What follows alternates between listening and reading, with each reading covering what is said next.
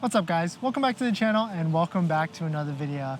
So I recently bought an NX, and when I posted that video, a lot of you were probably confused and wondering why I bought a Lexus plug-in hybrid car. So in this video, I'm gonna go over why I actually bought it and why you should probably buy a plug-in as well, because they could be pretty good deals and could save you a lot of money. So welcome back to the channel and thanks for watching another video, and let's get into it.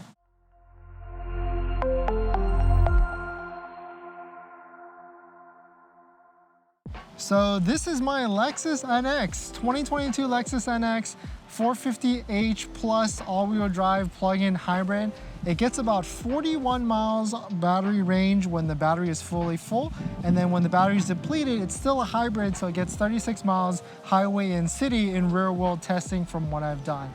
I got the F-Sport package, so it's definitely super aggressive with the gray, the black wheels, and kind of the dark aluminum trim, as well as the red interior, which is a really nice touch in my opinion for this car. It's a gray exterior with the red interior.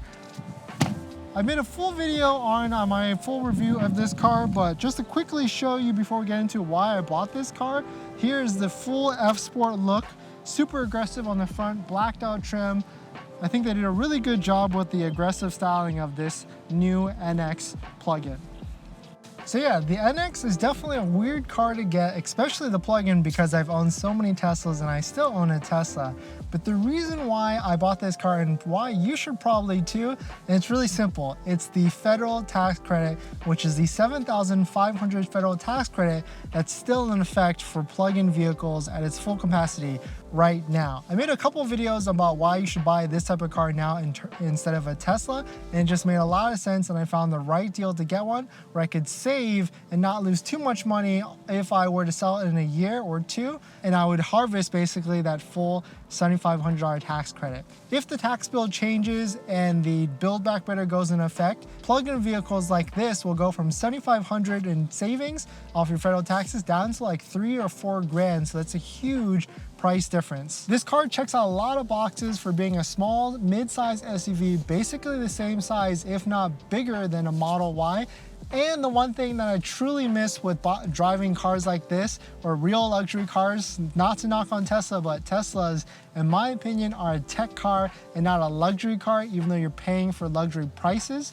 So you have to set that expectation set. But Lexus, with the nice suspension and the price you're paying for, you're getting a good suspension when you're driving around, and it feels just a lot more solid and different than the Tesla vehicles when you're driving around, especially in the Los Angeles city roads where it gets pretty bumpy.